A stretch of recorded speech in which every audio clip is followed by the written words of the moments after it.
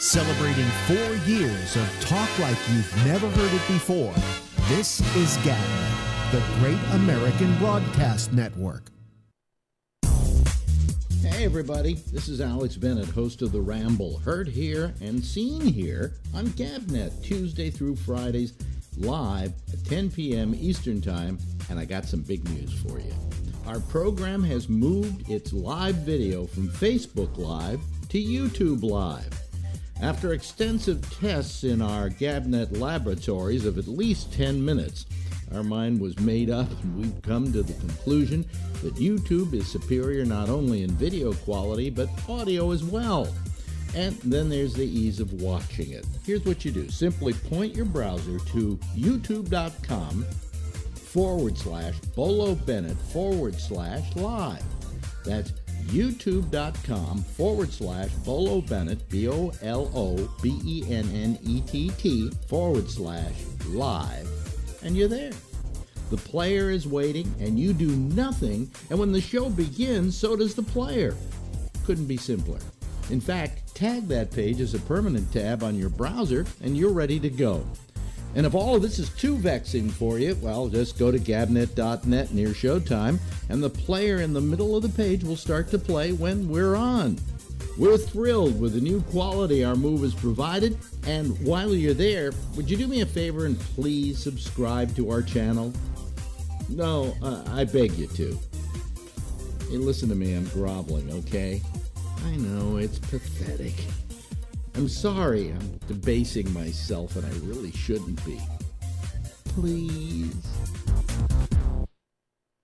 Ladies and gentlemen, welcome aboard the GABNET Tour bus. Today our tour will take us up and around the newly designed gabnet.net webpage. For your safety, please stay seated while the bus is in motion and enjoy your trip. Also, remember that tipping your tour guide is greatly appreciated. Okay, we're off. The first place of interest that we're going to pass on the top left, you'll see a rotating billboard of all of the great GABNET programs. Legend has it that legendary broadcaster Alex Bennett created this billboard to attract early visitors to GABNET and to lure them into his site. To this day, it's one of the top attractions on our tour. Up next, look over at the top right and you'll see the most recent video of Alex Bennett's Ramble. And if you're lucky enough, we'll see Alex interacting with the citizen panel. Always a tour highlight. Did I mention that tipping your tour guide is greatly appreciated? As we approach the bottom of the Ramble video, we see quick links to all the ways that you can connect with GABNET programs. Facebook Live, YouTube, TuneIn, Livestream, Vimeo, and the GABNET Roku channel. They're all additional stops that you can make if you choose to step off the bus. But remember, please tip your tour guide if you do, and then you can hop on the next bus. Here's another highlight on our tour. On the left side, you'll see GABNET On Demand. You can quickly access any of the most recent programs there. Clearly, a value spot on our tour because downloads are at no extra cost. Please give your attention now to the right side. Look at the complete tutorial on how easy it is to become a citizen panelist. By the way, if you're a Luddite, there's a phone number that you can use to dial in. Okay, we're nearing the halfway point on our trip. I certainly hope that you're enjoying it. Oh look, there's the convenient call Skype button that you can click on, which will automatically connect you to the citizen panel. So now we're turning down the center of the page. I don't want you to miss any of these attractions, so please pay attention. Up first is a link to the 24/7 feed. Now these are going to come fast and furious, so pay attention. Next is a quick note on how you can hear GABNET on Amazon Echo. Next, quickly coming behind that, and this is always exciting, a screen that shows Alex Bennett's Ramble when it is live, with a countdown to the next show. It's always fun when we pass and the show is live. We're winding down our tour of gabnet.net, but before we reach our final stop, it's important to note that there is a place for you to contact them with your comments. Let them know how you like gabnet.net and the GABNET programming. And with that, we wrap up our tour. Remember, as you step off the bus, to please be careful. And also remember that GABNET is talk like you've never heard or seen it before. Did I mention, please tip your tour guide? Celebrating 4 years of talk like you've never heard it before. This is GabNet, the Great American Broadcast Network.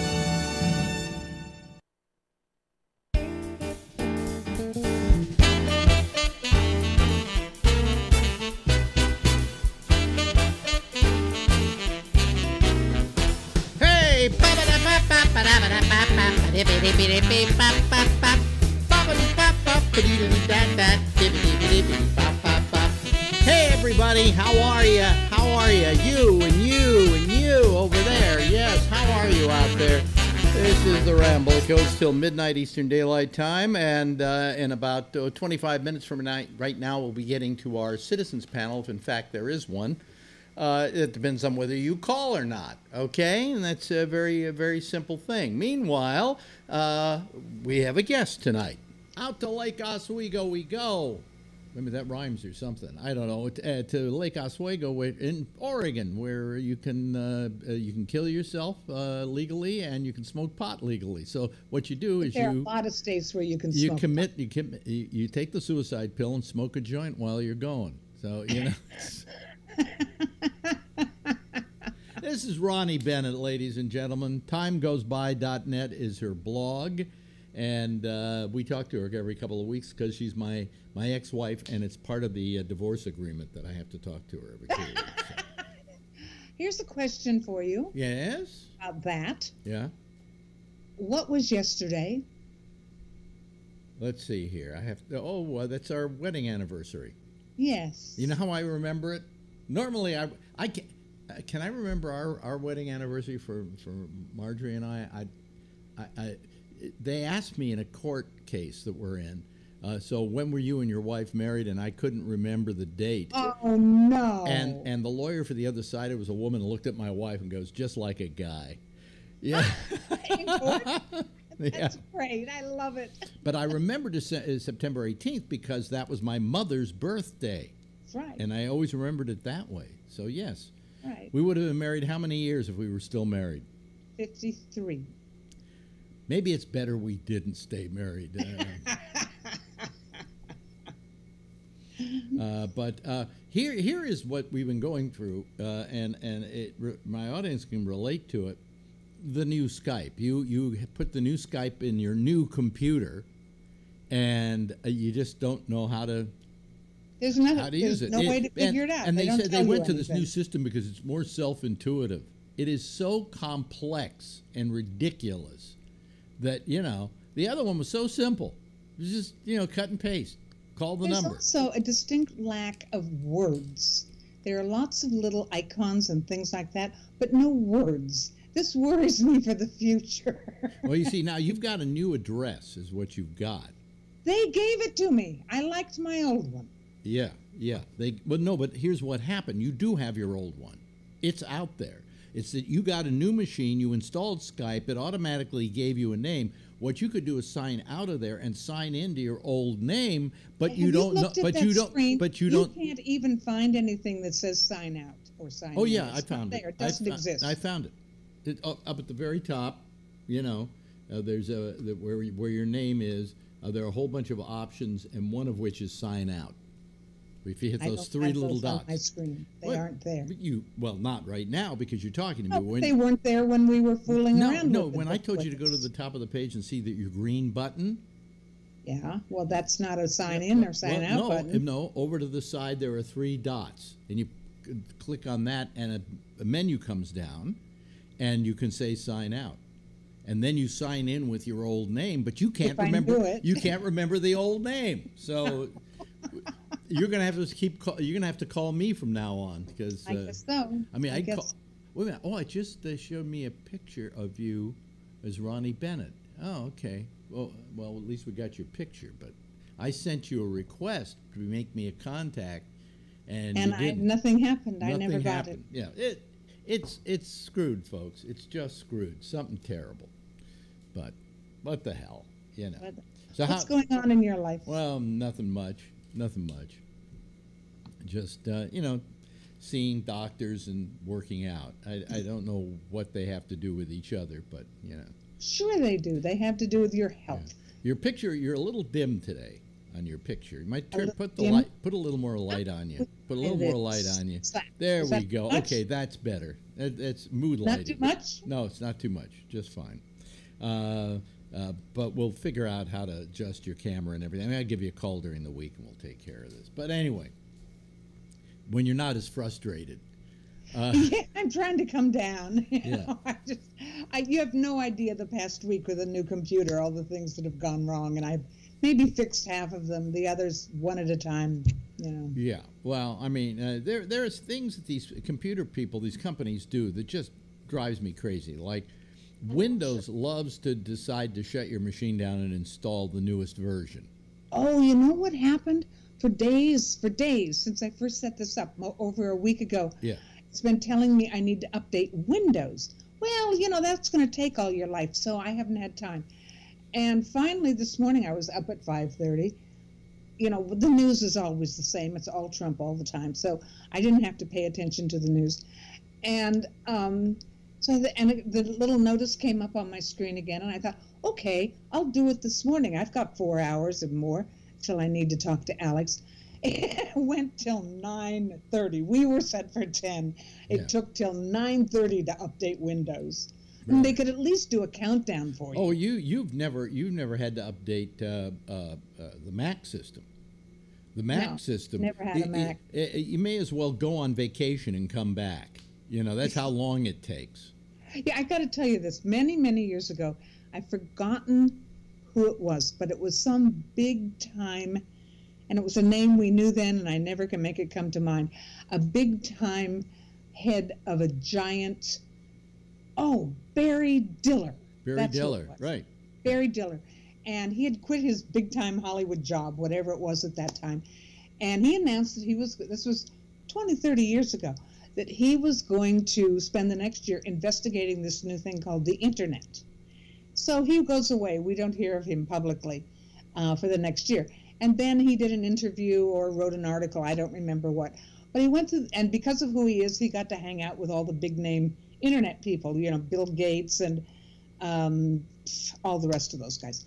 Anyway, and at the end, he announced that this was a very interesting idea. He'd learned a lot. It had all kinds of places to go. He said, but in terms of most of us using one of these things, it's not going to be useful until it's as easy to use as a light switch. I have never forgotten that. He's right. Well, no, and he's absolutely right. Still haven't gotten that far. Yeah. Well, I'll tell you, the iPhone, some of the smartphones, the things like the iPad are far more intuitive than anything you do on your computer. You can't write an article on them. You need a real keyboard and to actually write instead of a little message. How are you? The newest iPads, you can buy a keyboard for it. Yeah, but I've now got a great big, diagonally 26-inch screen. Yeah. I'm an old lady. I like having the great big screen. Yeah, right. My eyesight's going, and I need the big screen with the big icons And it's much easier when I used the little laptop before I got the new computer after the old one broke. Yeah. I was like this squinting, even when you make that. I've never been able to get into laptops. They just don't seem to have enough going for them, where I can use them like I can use a powerful machine. Mm-hmm. So I wouldn't want to do this interview on a laptop because I've got the thing that's recording the video and that program and then your picture and on a little screen I would be going blind trying to do that. That's why I like my great big screen. It's really wonderful. It's bigger than my TV screen. So what's new in the land of old people? Now I had you on a couple of weeks ago on the radio. Right, that's right, I forgot. Where I admitted to my age on national radio. You haven't done that before. No, I just said I was going to commit an act that is surely a career killer on this program tonight, and I said at the end of it tonight I'll tell you how old I am. And what happened after I said I'd have everybody guess at how old I am, and they just go on the computer, look up Wikipedia, and find out immediately how old I am. So I wasn't going to make it a guessing game. And my whole point was, that very few people admit how old they are. In show business. you have to pretty well figure through history how old they must be now. But they don't come out and go, hey, it's my, you know who did the other day on an interview I saw? Jane Fonda. I'm 80. She said her age for many, many years. Yeah, she has never not said her age. She's been very good about that. Yes, she looks 40. And they say you look great. Well, of course, if I had that many facelifts, so would I. But, she's had the work done, but she looks fabulous, Well, see, I think I don't like that because it makes the whole world feel like looking old is a terrible thing. And it's not. It's not. I look in the mirror now. I know that I have aged dramatically since the surgery 15 months ago. And I really see it in my face. And I'm still fascinated. I mean, I watched this particular line. 2 or 3 years ago, it wasn't there. Then it was just barely there when I smiled. And every once in a while when I was, standing near a mirror, oh, gee, it got a little deeper. Isn't that interesting? I don't think there's anything wrong with looking old. But I was saying that most people in show business do not admit their age. And especially in certain fields, they will lie about it. For instance, writers in television. You're washed up at 40. Yeah, but see, the problem is you're washed up. The lying doesn't help because you don't get a job without meeting them in person. Yeah, but if let's say you're 45, let's say, and you say, no, I'm 38, you can get away with it. Okay? But I mean... See, every time famous people do that, they reinforce the idea that old is bad, and it gets worse and worse and worse. So did you know that age discrimination, on average, in the workplace begins as young as 40, and for women it begins as young as 35? Yeah. Well, think about that. If you get out of school these days, if you do an advanced degree, you got 15 good years. 3 or 24, you've got 10 or 15 years before they tell you don't know anything anymore, get out of here. But I see it as, in that period of time, from my own personal experience and friends, that you're just hitting your stride. You're just getting good at what you do by that time, 35 or 40. Yeah. And so the whole world is losing the expertise that people have accumulated in that period of time and would really be ready to roar at whatever they do. Exactly. But then you're told that you're too old. Yeah. Speaking of which, I want to ask you a question. Yeah. That one of my blog readers emailed to ask if it was worth discussing, and I think it is. When do you think someone is too old to be president? I was thinking about that the other day. And I think in this day and age, the job of the president takes a lot more physically than it used to. How? I think it's just there are more places to go. More, in the old days. No. That's just Trump. You've gotten too used to Trump. Other people didn't get on an airplane every other day. Well, Obama was the perfect age for a president, I think, in a lot of ways, because he had the vim, the vigor. He had a part of it is your appearance publicly and how old people perceive you to be, because he wasn't too young for them to say, oh, he's a kid trying to run the country, and he wasn't too old that people would go, look at that old codger. I mean, I look at a guy like Grassley on that committee with Bart Simpson or whoever's running for Supreme Court, and I look at him and I go, you shouldn't be there. You're too old for this. Because he's just because you don't agree with him politically? No, because he cannot think out of the box at his age. Neither can a whole lot of 20-year-olds. I can't either. If I could think out of the box, but young people can't. If I could think out of the box, I'd be a bigger success in the internet. Okay, Alex, age has nothing to do with creativity. Nothing. I think it does. I disagree, and you can read all kinds of things that will tell you that. Well, I will say that you, at a certain age, you stop creating and you start working on old tapes. In other words, you're good at your craft. There's no question about that. But you're not going to come up with the new revolutionary ideas you did when you were younger. Not very many people ever do when they're young, and a lot of old people continue to do that. Well, I mean, just a few years ago, I came up with this citizens panel format, which is new and different. But that's, I think, my last great idea. I think I'm finished being able to think that far out of the box that I can come up with something that's just weird and different. Okay. Weird is not necessarily good, nor is different good. There are all kinds of ways to create new things, new ideas, new ways of doing things that aren't revolutionary in that sense. Yeah. That you're saying big deal. No, very few people have a big deal new idea ever. Yeah. Now you're saying how old to be president. Let's get back to that one.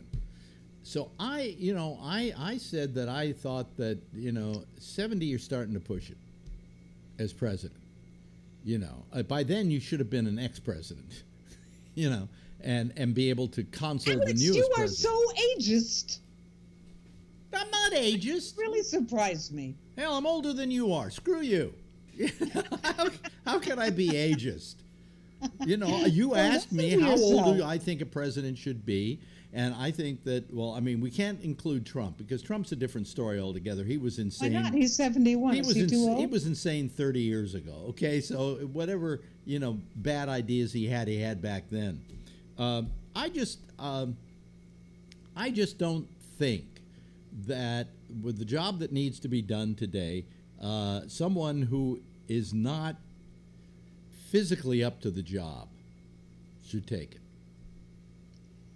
But that could be at any age. Well, that could be at any age. Yeah. What about mentally up for it? Well, look, are you going to tell me that certain things haven't gone with age on you? I have to admit it. I'm slower in terms of there are things that are just funny. You and I just went. I was changing the bed this morning and going to do laundry, and I think of all the household chores they are. The one I've always hated the most is changing the bed sheets, but it's really gotten harder as I've gotten older. It's really hard to get those damn fitted sheets around the mattress. And I every time I do it, I ask myself, when will I not be able to do this anymore? Somebody's got to figure out a better way. But that doesn't affect my brain. Okay, but let me give you an example of what we're talking about. It just happened a few minutes ago. You and I and Skype. Yeah. You were completely flummoxed by it. Yeah, that has nothing to do with age. That has a bad no, I think that if we had gone through that conversation 20 years ago, you would have been able to help solve the problem a lot better. You would have been a lot. You would have been a lot more. Not that program. It's really awful. It is a shitty program. No, I know it's a shitty program, but your frustration level was higher than it would have been 20 years ago. You have no idea how much I'd calm down if you don't remember 50 years ago. You don't remember the time we had a fight and I pulled the door off the hinge? I don't remember that. Did you really? In Houston, the bedroom door. I went to slam the door and the damn thing came off the hinge. Well, you slammed it and you didn't rip it off the hinges. It just fell by itself. Oh, no, it didn't. Yeah, whatever it was, which I've long forgotten. There were many doors in our relationship that were broken and phones that were ripped out of the wall. I never did that. Did you? Well, yeah, of course. In the old days, here's how life has changed. I love the old phones. Here's why. You could take a phone, rip it out of the wall, throw it across the room, okay, and it wouldn't break. Then you could take that phone, find the two things that hooked into the wall, get a screwdriver, put it back in the wall, and you got your phone back again. And I felt that for years, AT&T, when other people were coming out with phones and so on, should have said, remember that time you pulled the phone out of the wall because you were mad and you threw it against the wall and it didn't break? We're AT&T. We make a good phone. Yeah. That's pretty funny. They made those things so they wouldn't break because they knew that they were going to be in the hands of the average people. I mean, they weighed a ton. You could use them as a weapon. There was one time during a blackout in New York that it must have been that I had a wireless phone or something. Yeah. Because it wasn't working during the blackout. And I scrounged around in the closet and I found one of those old phones that you're talking about that you can barely lift. They're so heavy and strong.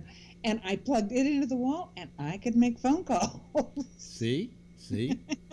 We're AT&T. All right. Now all I've got a phone now. I've got a phone now that when I hold it up to my face, it recognizes me. Oh, you know, I was thinking about that the other day. Yeah. That should I drop dead, which, you know, at some point I will. Yeah. And the person who's going to take care of everything, when I was thinking about doing that on my phone, I'm already doing fingerprints, but maybe doing the facial recognition. How's she going to get into my phone? If you have what there is you do have the facial recognition, that's the best. But you also have a passcode, so that if it doesn't work, let's say I know your passcode, but your face is what's recognized, and I put it up, it will then say enter passcode. You put the passcode in, and the phone opens up.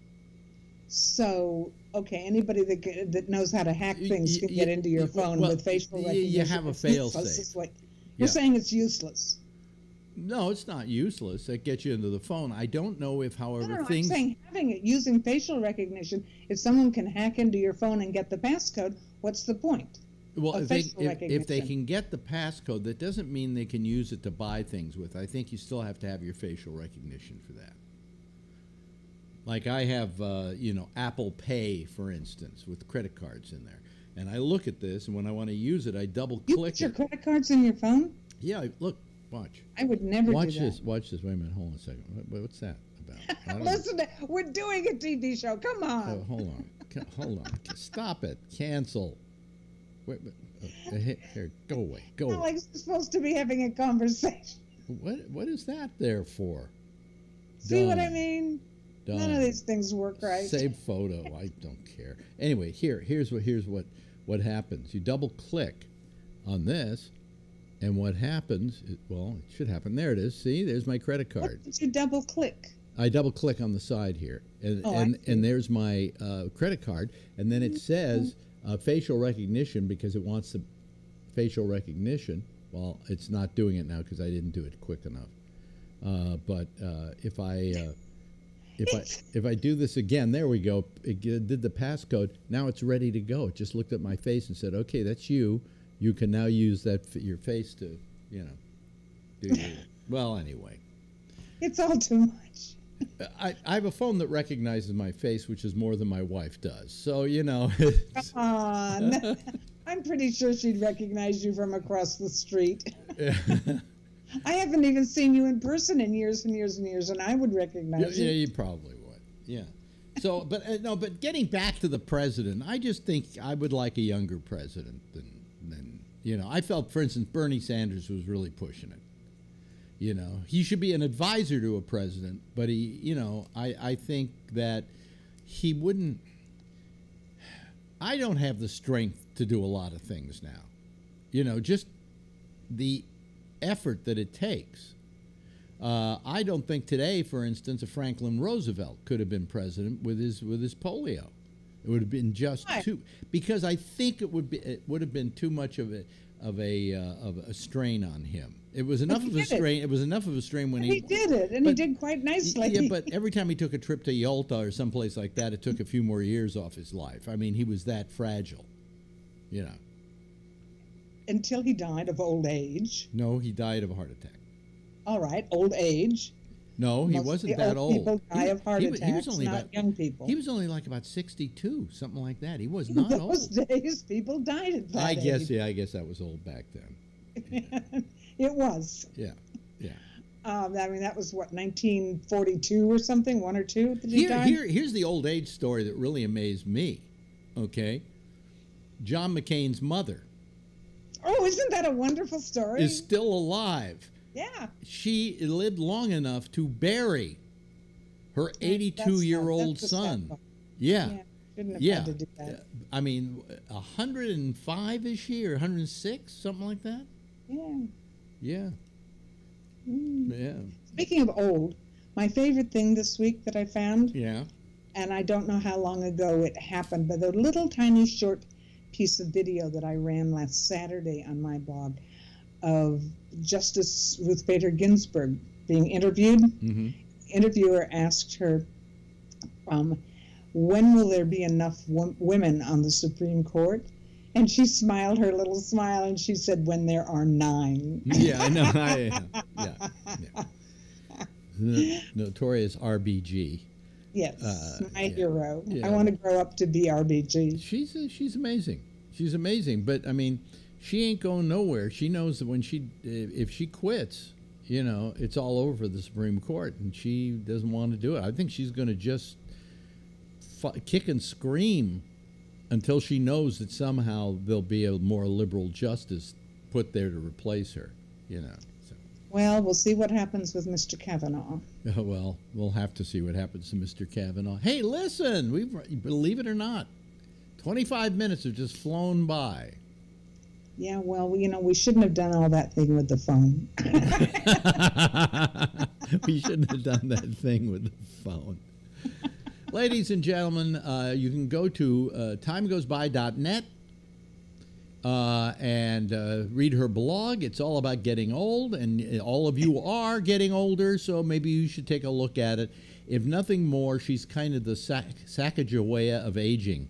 She will tell you. What does that mean? Well, Sacagawea led the Lewis and Clark Party across the country, and you're leading these people into old age. I mean, no matter how old you are, you should read this because you better find out what it's like to get old.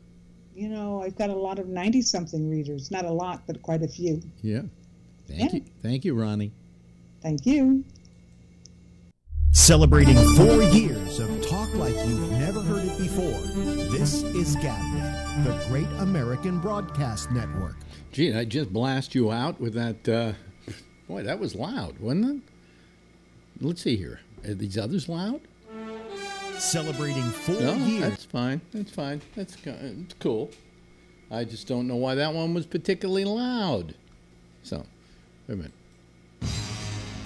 No, those all sound good. Well, anyway, so what the hell? I'm not gonna work on fixing stuff while you're listening to us, right? Okay, it's Wednesday night. Wednesday night is usually a slow night. Phil, it's a Phil-free night. Phil is not going to call tonight, so if you want to get a word in age-wise, tonight's the night to do it. Also, might I add, and appropriately so, that who else said they weren't going to call? Ray Renati said he wasn't going to call tonight. They all like to report to me when they're not going to be able to be on the show. And I kind of just appreciate that. It's like they want to say, hey, please excuse my son from the panel tonight, the Citizens Panel. What the Citizens Panel is, in case you're not fully aware of it, is it's a, to begin with right now, it's a blank screen right there. But what happens is people call, and we get more than one person on at a time. And because we have more than one person on at a time, it becomes a lively little go-round and discussion. And certain nights I sit here and I say, we're opening the lines, and boom, boom, boom, I've got people calling the show. And then other nights, I say, we're opening the line, and I sit here talking to myself. So it's, you know, it's up to you. But give us a call. I'm in very good moods lately because I've been taking an antidepressant. Not because I'm depressed, but my doctor. You have this numb feet thing from a nerve that's being crushed by my spine, and he said, "Take this. It'll probably help with the pain and mitigate the numbness." So I'm taking it, and it's an antidepressant called Elavil, or it's actually it has a generic name on it, amitriptyline. Yeah, amitriptyline. And so really, I'm been in a very, very good mood.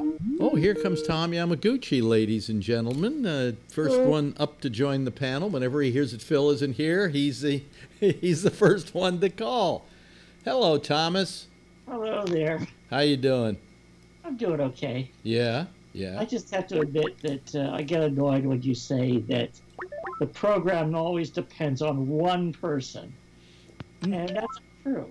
No, it doesn't. No, it doesn't. I just know.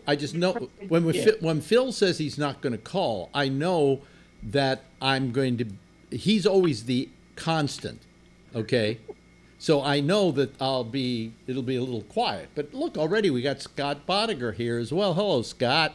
always here, but I got no life, so what do I care? Yeah, well, I have no life either. That's why I'm doing this thing. You think if I had a life, I would be doing. I'm thinking if I had a radio show somewhere every day, I might still do this. Maybe for an hour, not 2 hours, but I'd still keep doing it because I like it. It's spending time with my friends every night.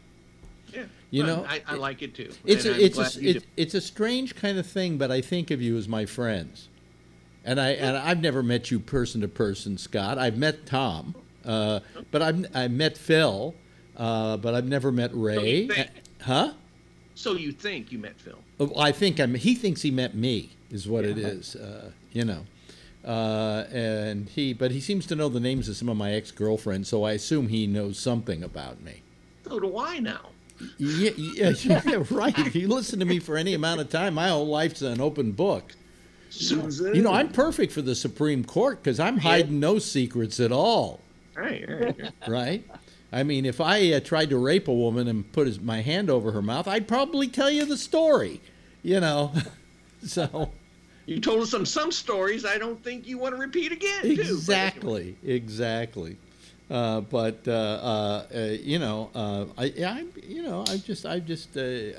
consider you guys friends. I know it's strange because, Tom, I do know.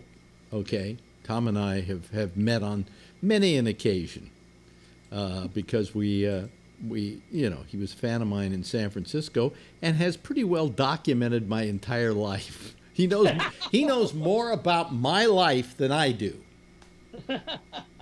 Tom needs to get a life, apparently. Yeah, well, he knows more about my life than I do. I mean, I don't know that. I don't know as much. Didn't I have to call you once or talk to you a couple of times or write you, Tom, when I was doing the Life in the Passing Lane because I couldn't remember certain things? I just remember the last time we dealt with something like this is you were prevented from editing your own Wikipedia page, and so you called me to help you edit it for you. No, I could edit it, but it still says on my Wikipedia page, it looks like the person who it's about edited this or something. Well, I mean, come on. There were a couple of flaws in it and statements that were wrong, and I was just correcting them. And I'm not allowed to do that to my own Wikipedia page? Fuck Wikipedia, Yeah. Ridiculous. Hello, John Rockwell's here. Hey. Yeah. Well, it's been a while. I'm not even sure how long I can stay, but I did want to check in and see how people were doing. Yeah, why haven't we heard from you in a while? Partly trying to trying to get more work going and stuff like that. I got doctor's appointments tomorrow and Friday, but they're all basic, the cardio thing, I'm okay with it, but it's just, so I want to get up early and not have to, if I get to bed before midnight, then I'm, feel better in the morning. So I haven't been hanging out doing the late night thing. I haven't been on Jack's show either. I haven't been on anybody's show. Yeah, well, we miss you. For a while. We miss you. I sent you some photographs. Yes, you did. Because yes, you did. Early days, the early Midnight Blue days. Well, what I wanted was I showed you a picture of a sex show on 42nd Street, and I think the woman in the picture was Wendy O. Williams. I'm pretty sure. I think it probably and I think it is. Because, now that I look at it more, and I look at pictures of her, I mean, she's not as wild. Pretty young Wendy O. Williams, and well, she didn't have a mohawk, and she wasn't as severe looking, but she had been a dancer at this topless place, and that her boyfriend / manager was involved with, so it makes sense. Well, that was what's his name? Rod Swenson. Rod Swenson. And Rod used to come up to Midnight Blue, and I would be editing tapes for them with Wendy. Mm-hmm. And these were tapes they were doing to show at the Show World Center, because they had been doing live shows, but they were getting afraid that maybe they were going to get busted. So if they ran film or tape, video, and they had a big projection TV. Yeah, back when it was projection TV, right? And that's where they started. I also edited some stuff for Rod. that's how I got involved with the group, the Plasmatics, was editing some of the and helping with recording some of their videos. I think you took over from me editing for them because I got tired of doing it. I had other things I had to do. And and then he went on, started the Plasmatics, and Wendy O became a national sensation. Absolutely. You know? There's one thing I hesitate. I've been wanting to. I know how to contact Rod, but I think he is really out of the. I mean, I'd love to find if he has some of the video material, especially not just Plasmatic stuff like the rock videos we did pre MTV style, but same idea, with a lot of people that we know in it. You know, I mean, they're some of the Blue people and other people were like, background people in various, one of the songs, Fast Food Service, was shot at an old cafeteria, and everybody is like everybody we could grab. I just wish I had a copy of the tape I edited with Wendy and some other woman having sex in 100 pounds of peanut butter. I missed that one. Oh yeah, no. What I said to Rod was, and it's true. I said, Rod, this is art. He says, "Oh, you found me out." He said, well, he was known. Yeah. He said as a conceptual artist. He said, he was very well known as a conceptual artist, and he said to me that he wanted to bring art to 42nd Street, and this was his subversive way of doing it. Oh, yeah. He said these guys are sitting in a darkened room with their hands in their pants, watching art. He said, it doesn't get better than that, And certainly raises the level of quality up a little bit. And that's when Rod and I bonded, over that. Oh yeah, definitely. He's hello to Jeff Stein, by the way, who's joined us. Ah, there you go. Yeah. So I mean, it really was really nice. I liked her a lot. I really liked her. I did too. The last time I know them really well, of course. Yeah. From I should dig around somewhere. I have a photograph. Actually, our mutual friend, who's Steve Smith, who was Jim's friend too. Mm-hmm. They would come in occasionally. Got a picture of the record cover for the 45 of one of the Plasmatic ones. It was one called Monkey Suit, and it was Wendy sort of posing on the ground with a hairy guy with an ape outfit, with a gorilla mask on behind it, mm-hmm. who happened to be. I don't think I ever told you that. I am semi-naked on a Plasmatics cover. Oh, really, John? Yes, definitely. I've got it here somewhere. Can you tell me how to avoid that? Can you tell me how to avoid that album cover? Yeah, really. No, it was a 45. It was one of their 45. Kids, in case you're listening, a 45 is a record about 7 inches in diameter with a big round hole in the middle, which could substitute as a girl. So, yes, Jeff. Probably. Not too many years ago, my granddaughter says, "What's a record?" Yeah. Oh, sure. Oh, yeah, I forgot to tell the audience out there, records were these round objects that you used to put on a turntable. Well, let me explain what a turntable is. It was a flat thing about the size of a huge pancake, and it rotated, and you put the disc on it, which had a hole in the middle, and then you put the player arm on the, what do we call it, the phonograph arm. The tone arm was on there. The tone arm on there, like and the needle played the music. Yeah, it's like a CD player does, but it was bigger and slower. Do you realize, compared to what we do now, that is awfully complicated? It is. Oh, yeah. Yeah. Well, compared to getting something off the internet and playing it as an MP3 file, absolutely. I don't know that I listen any other way to music, but you know what we've done, though? Here's what's happened. This is sad. Kids, if you're listening, you don't know what really good sound is because MP3s dumb down the sound of audio and makes it, you think you're getting a lot of bass and things like that, but it's not as pristine as an analog recording. And kids don't know the sound of really good hi-fi. I remember when hi-fi came out. Oh, excuse me, kids.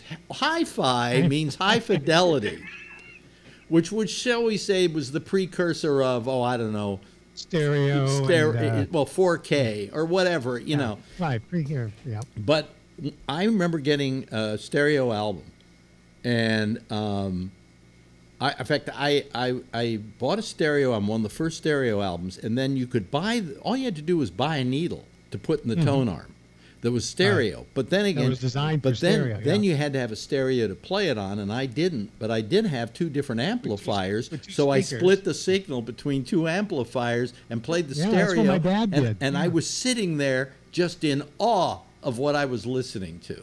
You know, my dad did that. We had a huge clipped speakers and all that. He became a real hi-fi nut in the late 50s, 1950s.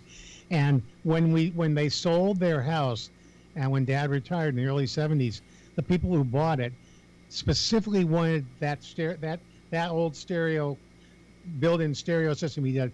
They wanted to keep it. Like, by the way, kids, there were things called amplifiers that had giant vacuum tubes in them that got really hot. What's a vacuum tube? Right. Oh, vacuum tube. The world of anachronism. Yeah, but I'll tell you something. I remember what was it? The Macintosh amplifiers. Yeah, they first came out in like the classic. 50s. When you put one of those things in with some good speakers, you could literally blow the room out. I mean, you know, definitely. and you folks, you've never heard sound like today. You don't get that kind of sound. The original hi-fi was much better fidelity than what you're getting. You're getting that pumped into your ears, and you think it's okay, but it's really quite flat in its audio range. Am I right, guys? Am I wrong about you this? don't really hear. Yeah, it's all compressed. Yeah.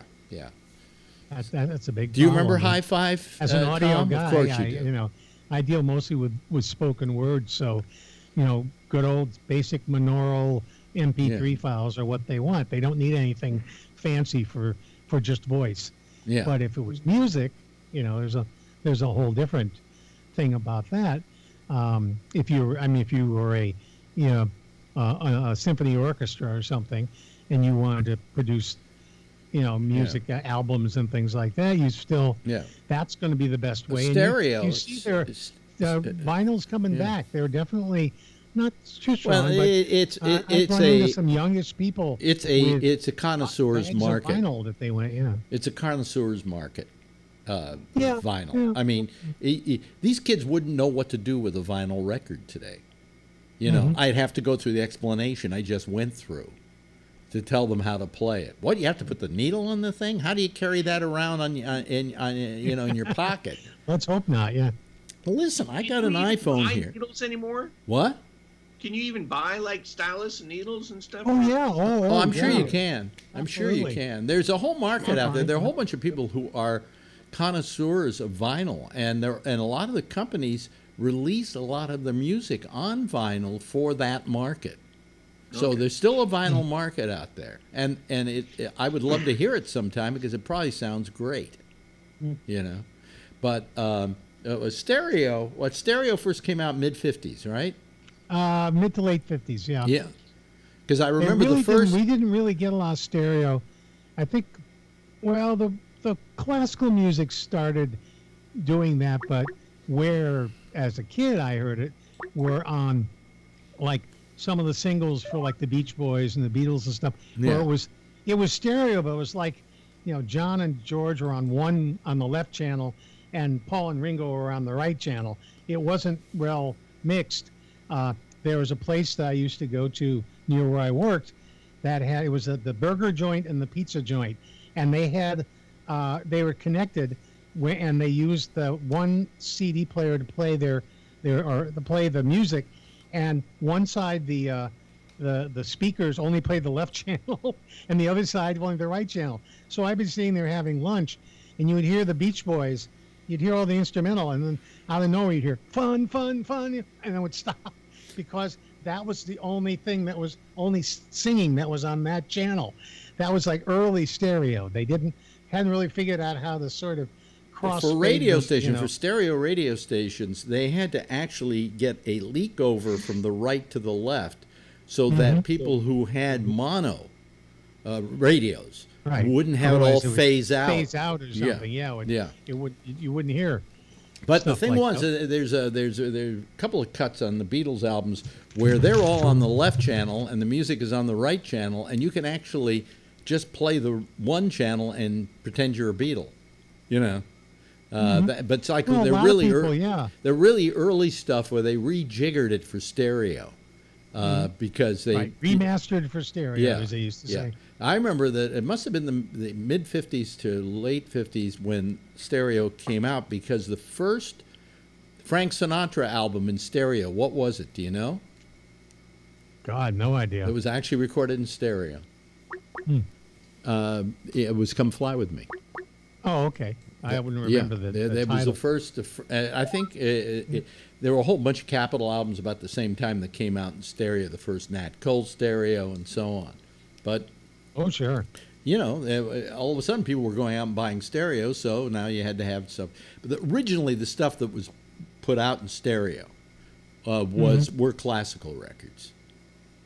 I think they considered that was like the first FM radio music was classical.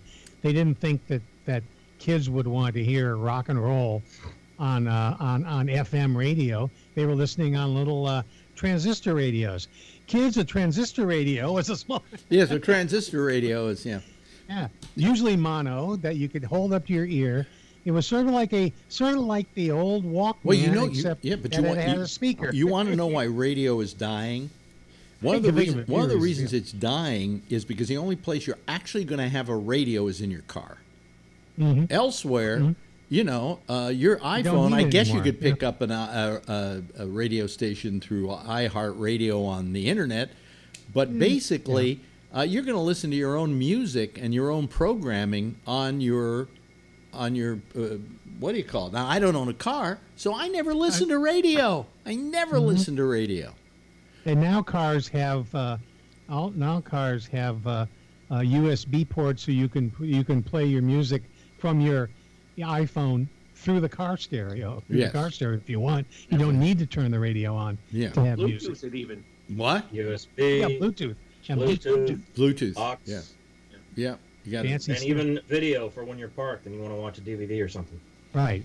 Yes, for when you're parked. Good. Thank you for saying that.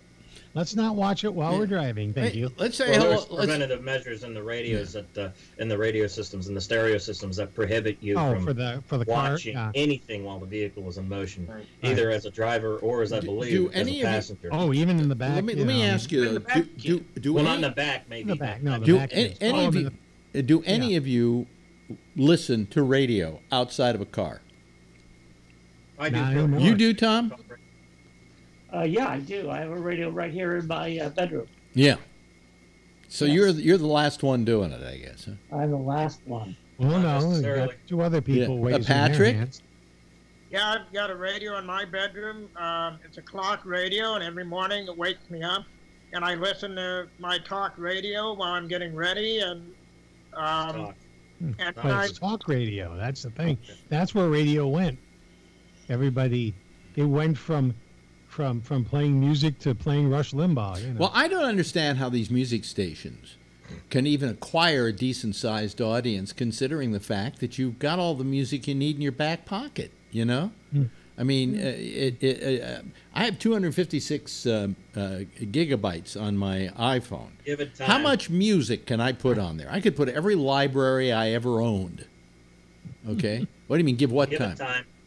If there ever comes a time when an act of Congress or whatever decides to make internet radio as pervasive as FM, AM, and XM, FM and AM, they're fucked. Probably XM too, or Sirius. Well, Sirius is all three of them. Sirius is living on a XM is living on kind of a false economy, because really, most people would rather just hear the music, and if they just want to hear the music, they have it already. And they just, and their cars, most cars have a USB port, so you can play your iPhone in there, or Of course, I would take that a step further, Alex. I'd say that most of our economy in 2018 is predicated on a false economy. Yeah, but the thing is, the other thing about satellite radio nobody ever mentions. I rented a satellite radio when I was in California once, and I was up in the redwoods, and I drove through the redwoods. I couldn't get Sirius XM. Why? Because the trees were blocking the signal. Now that wouldn't happen if I was, for instance, going somewhere where they had citywide Wi-Fi or whatever 4K. What is it? What's the current method of having a signal come into your phone or into your car? Wi-Fi is one of them. Yeah. Well, not Wi-Fi, but what is it? What is it? It's 4G. 4G. If you have 4G and you can get it in your car, forget it. The whole game's over with. And that's the way it's going now. So why are they? Pretty soon they're going to go. Do you want this? We're going to give you the Sirius radio. I don't want it. I don't need it. It's just going to become It's going to become a brick in my dashboard. Yes, Tom. Yes, Tom. Yeah, actually, I have a online subscription. I only listen online. I don't have a radio. And what's really great is the on-demand feature. So if I can't listen to something live, I can catch on demand. The programs are there for at least a week. So I always keep in touch that way. Yeah, but they haven't sold that product. They haven't really sold it. They keep selling they keep relying on the satellite business. Well, they push their online subscription. Do they? Oh yeah. Well, I haven't been there in a while. Yeah. There's one. I only know of one town that does it for sure, but I think Atlanta has it where you can get Sirius satellite reception through no, that's also New York and a lot of other major cities. The reason is that the satellite signal gets fucked in big cities because of the tall buildings. And so when I was there, they had gone to the FCC and gotten permission to put in repeaters in every major city in the United States. So when you're driving around, you're not really listening to satellite radio in the city. You're listening to satellite repeaters. Right. Yeah. So absolutely. Yeah. So anyway, but the whole landscape of everything has changed, and with more and more 4G going into cars, you're going to find that that will overtake radio completely. People will go, I just want the 4G so I can play all the stuff on the internet. Yeah. All the like drivel on the internet. Yeah, like this show. Like this show. Exactly. Absolutely. This show in my car, yeah. We have absolutely no. We will not sell radios in cars. Let me put it that way. Especially when they hear me run my rancid sewer-laden mouth. Yeah. Now that's drivel. Yeah. If they have kids in the back seat, forget it. Yeah, no fucking way. Who is that? Cover your little bastard. You know what I did? I had a clock radio. And I got rid of it. I replaced it with an Echo, what's it called? An Echo Spot. Or is it Spot? Mm-hmm. Yeah, Spot, which is like a round thing with a screen in it and everything. And I can use it as my alarm to wake me up in the morning. I can have it tuned to, I have it so I can wake up to Reuters news on the video screen, things like that. So I don't even have a radio in the house any longer. Well, I do, but they're not plugged in, For a guy who's made his entire career in radio, this is, well, I just find that what's on is such crap, Agreed. I mean, talk radio, do you mean 5 conservatives on every station across the country? Well, what other choice? I don't really have much of a choice. If I had more of a choice, if I had free 4G and if I had my pick of any internet radio station I wanted under the sun, with free connection, then those 5 conservatives could go fuck themselves with a broken bottle for all I care.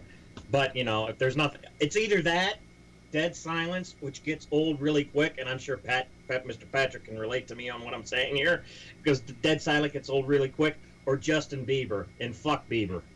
Yeah. I haven't heard him recently. I know he's. Am I wrong? He got married, but yeah. I wouldn't even know Like, what who he cares? sounded like. You know, I know what he looks like, but I don't know what he sounds like. Do you know what You're not Justin missing Bieber? much. Wait a minute. Well, let me. No, you're not. Jeff, do you know what Justin Bieber sounds like? No. No. How about you, Sounds like John shit. Rockwell? Would That's all you need to know. you? How about you, Scott? Do you know what There's a Justin thing Bieber right sounds there. like? That was it. And don't answer like shit. Do you know what he sounds like? Could you identify Justin Bieber if you heard a song on radio by him? Probably not. Yeah, Okay, let me be more They're so out- similar. like Everyone people so now. sounds the What same. were you saying, Patrick? they all sound the same. All of the males have a, and I know this is sexist and I don't want to hear any bullshit. They all have a feminine sounding voice. And they all No have argument here. this feminine wave that runs through their music. There's, and I'm not a heavy metal guy. I hate punk, but at least you could identify the males. I mean, there's music that family members of mine tell me, oh, you've got to listen to, and I'm just going to throw a name out. It's not even real, but Bob, Stanowski. So it's not like it goes. And then I go on YouTube, and I can't tell if it's some girl singing or a guy if I close my eyes. But Patrick, you haven't tried Roger Gerbil asshole. You have to listen to him. Roger be Gerbil convinced. asshole. I see. Okay. Bruno Mars is pretty He's good. related to Richard Gere here. I see. Yeah. Ooh. I mean, you look at it, you could tell Sinatra from Willie Nelson, from this one and that one. Nowadays, in all seriousness, I think the boy groups from the 90s and the early 2000s really ruined. And now, are we being old here? Let me be honest about this. Are we being old when we say that? A detailed explanation as to why you're not sounding old, because there's a video on YouTube. This guy did his homework. This kid's probably around my age, maybe even younger, maybe 5 years younger, and he's actually chronicalized how the music industry has taken fewer and fewer risks in backing artists and original sounding music in the course of the last 50 some odd years, since like the late 50s into the early 60s. Everything started to delineate and decline up until now. And he goes into detail on this YouTube video as to how that happened. His name is Thoughty2, if you want to look. His handle goes by Thoughty2, if you want to look him up. And it's, Thoughty, THOUGHTY, number 2, and you go on, just type in how music declined over the years on the YouTube search engine, Thoughty2, and you should be able to pull it up. Patrick. Auto-tune is the other thing that. Oh, yeah. I mean, I have to say, I was watching Fleetwood Mac, the dance, the live concert they gave in, I think it was 97, when they reunited. And there is nothing like live music from a band that knows what they can do. And that goes for any band, even if I don't like them.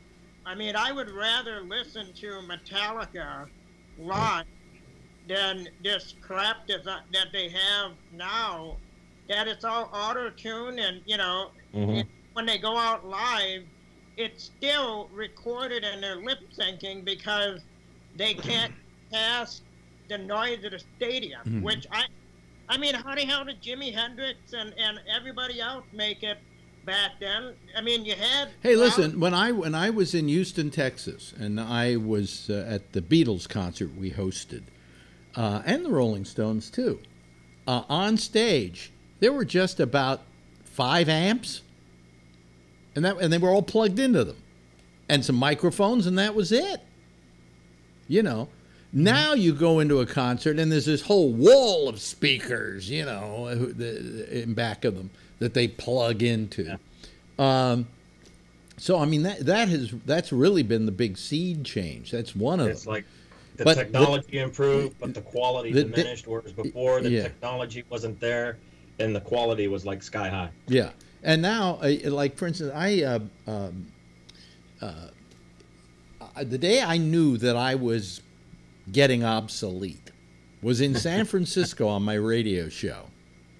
So that was a long time ago. Okay, we're not talking about day before yesterday. And they say, we got so-and-so coming in, and he's really big. He's a very important musician. And I said, okay, well, is he going to play live? And they said, yeah, he's going to play live. And I said, good, bring him in.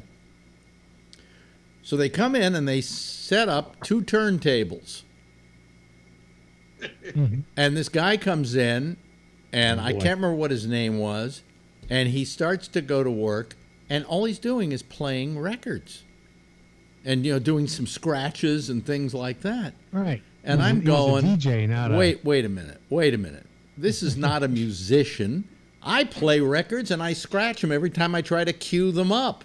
You know, I said, what is this? And they were trying to tell me, oh no, don't say that. Don't upset him. He's the biggest thing going right now. And I'm going, so this is the future, huh?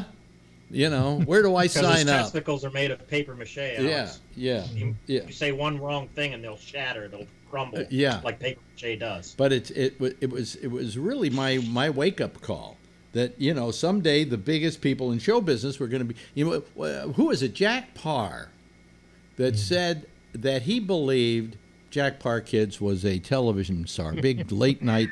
He was there before Johnny Carson. Okay. And he said, was a, well, go ahead. Yeah, he said, yeah, it was Johnny Carson. Right. I said, hey, kids, but no, what was I going to say? Jack Parr had a quote. Oh, Jack Parr had a quote, and the quote was, he said, the way things are going, the biggest act in show business is going to be a guy who rents out Carnegie Hall, comes on stage and starts his lawnmower.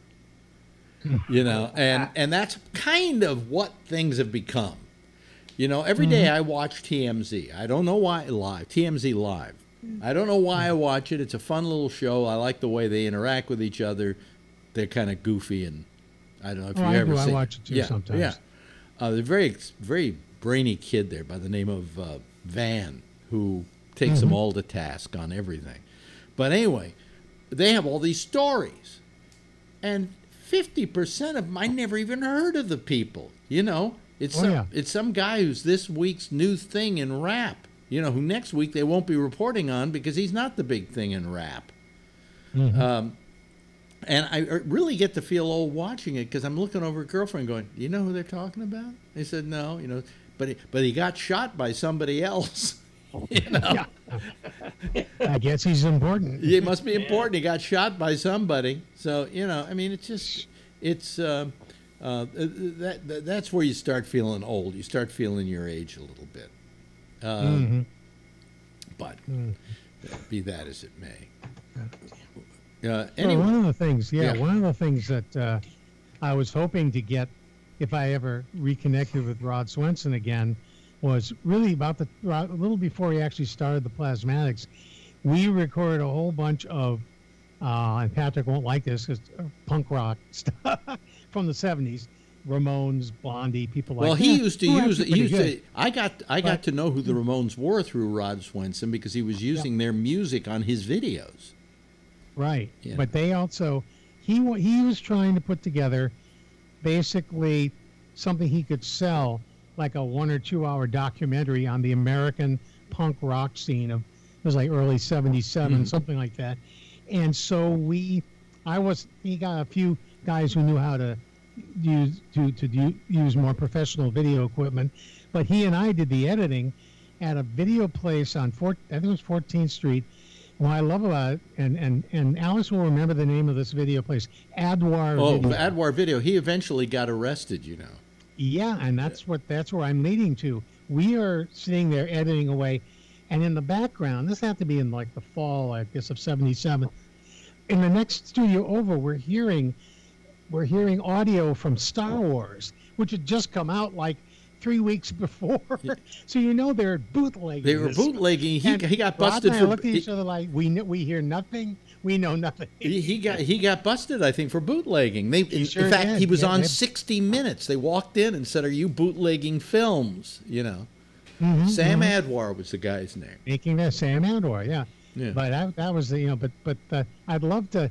I don't think we ever. I don't know if he ever actually finished the documentary, but I've seen some of the excerpts, especially some of the Ramones stuff, was on a PBS documentary, and I think he was listed as a contributor. But I mean, there was some really interesting, and not the best known. I think it was but Wendy the O. new guys. Williams that said to me that her greatest memory in those days of me was that they came over to my place and I had a copy of Star Wars, which in those days, if you had a copy of Star Wars, you're under arrest, okay? Because Pretty much. But Also, not that many people, only people in the business or with a whole ton of money had anything like a video player. well, I had a 3/4 inch video player I could play it on. 3/4 inch, Yes, yeah, was exactly. what they were on. Yeah, that was the pro model here. This is before VHS, kids. That's Oh, wait a right. minute. This Even is before that. before VHS was before Super DVDs. VHS, which was before DVDs. Betamax Oh, wait a minute. It was before Blu-ray. No, it was before Netflix. Okay, so thought I'd Pretty just much. let you all know that. So let's talk a little bit about the news. Okay.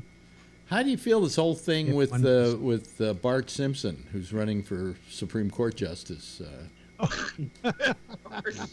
going?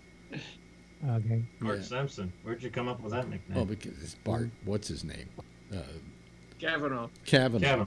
Brett Kavanaugh. So I call him Bart Simpson. I just think it's easier. Brett. I'm gonna say Brett Maverick, but he's not that much of a No, Maverick. there was Brett Maverick and there was Bart Maverick. Bart I Maverick, just call him exactly. cocksucker because it And Bull Maverick, yeah. just rolls off the tongue as nicely as Kavanaugh does. Now wait a minute. Here's the question. We all know who Brett Maverick was, right? Mhm. Who Yeah. was it? James Garner. James Garner, And who played Bart Maverick? Jack Kelly. Who played Bo Maverick? It was God, my mind just went crap on it, but Roger Moore. It was Roger Moore. Roger Yeah. Moore. Yeah. I was thinking, James Bond. Which James? Yeah, because Bo is supposedly like the Why English is it I can cousin. remember that shit, but I can't remember when the next appointment is I have with my physical therapist. I have no Exactly. idea. Yeah. Well, that's what calendars are for, and That's fucking what- PDAs, and fucking And markers. and- fucking this and fucking that. Yeah. Exactly. Exactly. But Brett Kavanaugh, write this that whole shit down. this whole thing, how does it rest with you on this woman that is accusing him of improprieties back 36 years ago? Do you feel that's fair? Don't you feel it's fair? Do you think it's going back too far? Is there a cutoff date for culpability? What's the answer here? First, let's go to Jeff first. Yep. Well, if it was me and I was trying to get that job, and I would say, I was a teenager, and I'm not very happy about what I did when I was a teenager, but I don't do that anymore. Also, and I apologize anything that happened at the time, and I understand the lady is now a PhD and she's doing very well, and that's what I would say if I was him. Yeah. But of course, he said never existed. You know, you're right. He could Such a lie. he could diffuse this whole thing by saying, "Yes, I think something like that happened, and I certainly apologize if it did." You know, totally and perfect. and I I've was grown drunk, up and yeah, I I'm was a older drunk now, kid. and I understand that what I did was terribly wrong when I was a young kid. We all do stupid things when we're kids, but he's not doing that. What he's doing is denying it. And this is not what we want out of a future Supreme Court justice. Exactly. Okay. That's the problem. The problem, I think 35 years is a long time, and any act that he might have done as a minor or was he a minor at the time? Or Oh yeah. Yeah, he was a minor. 17, I think. 17, minor at the time.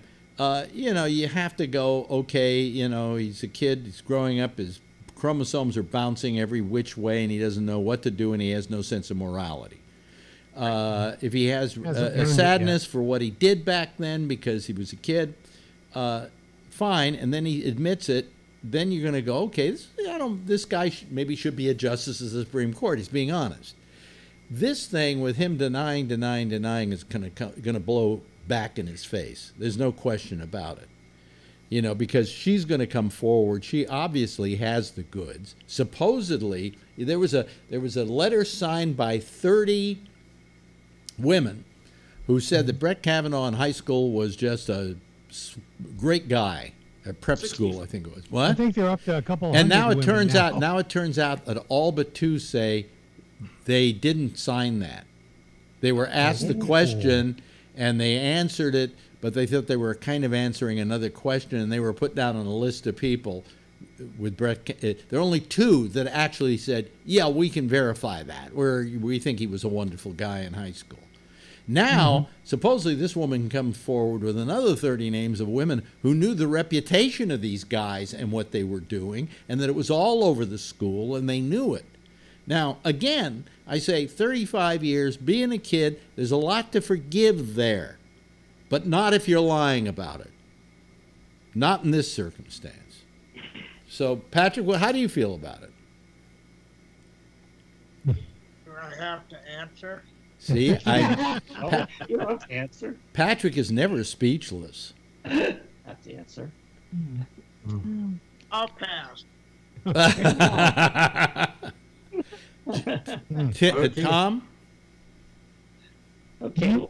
Oh, yeah. So I think it's more than just time. I think the charge itself is pretty serious. I mean, I've done some really weird things in my life, but nothing approaching that. That is really beyond what anyone should really be doing. And the fact is that she has asked for an FBI investigation. And so she's willing to tell the FBI, and if she was lying, I mean, she could go to jail for lying. So this sort of like boosts her credibility. But I think that in other words, do you think that she's asking that this be investigated by the FBI so that she can go on the record with the story and be considered to be telling the truth because she wouldn't lie to the FBI? Mm-hmm. Yeah. I mean, do you think that's the reason they're asking for that? Yeah. One other thing, and this is sort of irony, is that whenever the hearings wrapped up last week, I was listening to the PBS NewsHour, and David Brooks was saying, well, the Democrats were trying to, find anything they could on Kavanaugh, and it looks like he's just so squeaky clean that they'll never get anything on. He's obviously he's too good to be true because he's so squeaky clean. And then 1 week later, this all comes out. There's no question that the Democrats want to put a real crimp into this guy getting confirmed. So that goes without question. However, in doing this, they were denied the right to 100,000 pages of transcripts and so on that would put on the record what his record has been. Okay, in what went on when he was with I think with Bush. With what? With Bush. Yeah. So they were frustrated by that. So they went for the lowest common denominator. This woman she hadn't come forward exactly. She was quite reluctant to come forward. That's why Feinstein sat on this. She made an agreement with the woman the shrink who told her about this and was working as an intermediary, that she would not reveal it until this woman decided that she wanted to, to reveal it. And that's why she sat on it for so long. And the Republicans say, why were they sitting on it so long? Why did they bring it up to... I mean, Trump said that today. Well, Trump, she wasn't supposed to. There was a confidentiality going on there. Mm-hmm. So, I mean, it's a... What? It got leaked. It got leaked to a news source, and then she had to come out and say who she was. You know, it is a shame. This woman, now that she's known who she is, has had to move out of her house with her kids because her life has been threatened. Yep. You know, I mean, that's really wrong. You know, and what's funny is she was already successful. So why would she do this for the money, or why would she do this? Yeah, she's not in it for the money. That's for damn sure. And they say she's not politically motivated.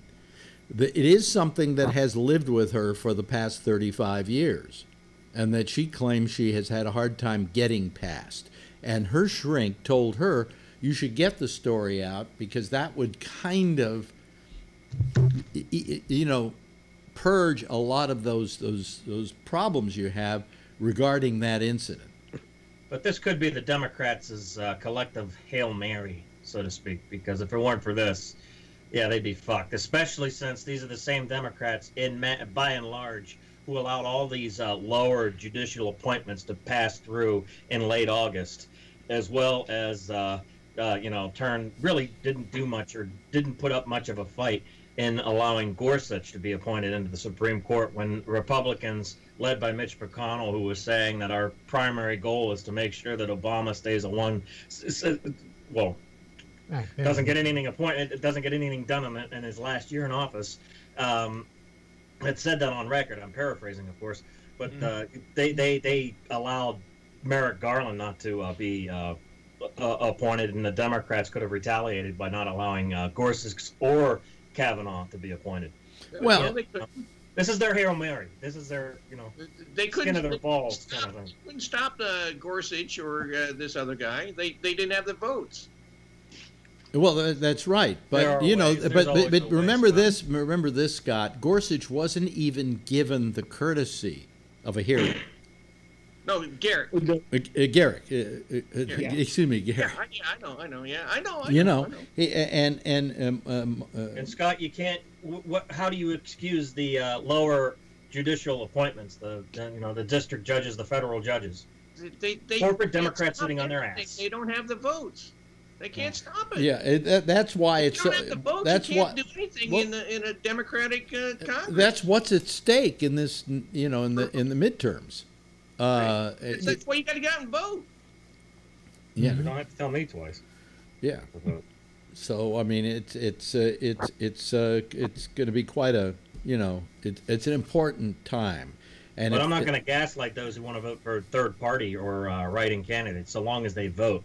Unlike the 100 million Americans who didn't vote at all. Well, here's how I feel about about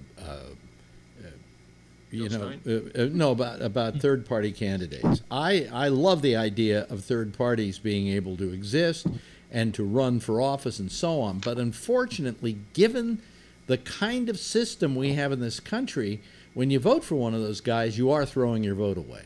It's better than whoring your vote away, Alex. Well, like a street corner prostitute. I was no fan of Hillary Clinton. Okay, I certainly would never vote for Trump. So now, what am I going to do? Am I going to go vote? If I'm not here in New York, it's a slam dunk. But sure. If I could vote for a third party in New York, and it wouldn't really affect the fact that Hillary would take the state. But if I lived in a state where it would make a difference, and it was on a hair-thin edge as to who was going to win or not win, and I go for a third party, I'm throwing my vote away. I hate to say that. I would in Pennsylvania, and she still lost. Yeah. Yes. I won't do that again. Tom, what were you? Sorry. Yeah, I definitely agree with you. I actually one of the last times I actually posted my blog. I blogged exactly that. This coming election, if you don't vote Democrat, you are voting Republican. I mean, don't be fooled by that. We really need to vote for Democratic candidates. And I mean, I'm not a big fan of Joe Manchin either. But I tell you, if I was living in West Virginia, I would vote for Joe Manchin, because right now the Republican establishment is not holding Trump accountable. And if they continue to control the Senate, they will continue to not hold him accountable. Right. So I mean, if they continue to hold the Senate, maybe it'll galvanize the left to not gaslight progressive candidates as much as they have in the past anymore. Same reason why I see a comparison to the Black Lives Matter protesters who are standing in the streets blocking traffic. They're not doing that to win hearts and minds all the time. They resort to measures like that to let you, the driver, know just how inconvenient, at the very least, it is to have circumstances beyond your control, getting from one point to another, any more than it's inconvenient, to say the very least, to have your compromised principles still lose out to. Well, sometimes yes, Tom. I was just saying, when it comes to political activity, there's no either or. I mean, you can do the actions in the street and still vote. I mean, you can do all of these things, and you can certainly push the Democrats to be more progressive. But if you do not vote, you're going to guarantee more of the same. If you do not vote, we can agree on that. If you do not vote, yes. Well, all I'm saying is it's no time, folks, to go throw your vote away. Or again, not vote at all because you think, well, it's not going to make. What I do is not going to make a difference. Here's my better to throw your vote away than not vote at all. The difference is this is not a race in which there's an electoral college. This is a race in which the person who gets the most votes wins. Okay. Yeah. So it's I feel that here in New York I would go, why should I vote for president? Because with the electoral college, I know the way New York is going to go. So no matter who I vote for, it's going to all boil down to a handful of votes that go to Washington in the Electoral College. I do not like the Electoral College. I think it's time to do away with it, because I think what it does is it doesn't count my vote. And my vote doesn't make a difference in a presidential race, because if a state is a blue state, it's going to be a blue state. And if it's a red state, it's going to be a red state. The only place where it would really make a difference is in those states that are on the edge, that could flip either way.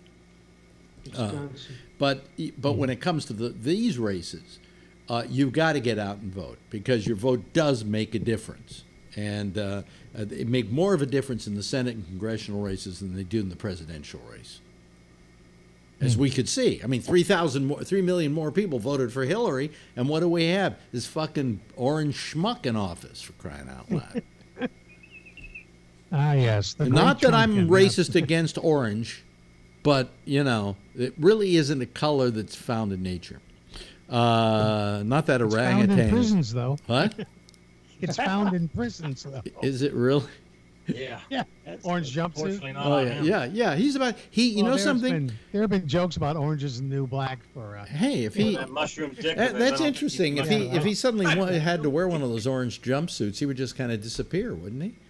Yeah, pretty much. Yeah. Where'd he go? Yeah. Yeah, that's what what's her name? Stormy Daniels said. Oh yeah, Stormy Sanders. Where the fuck did it go? Right.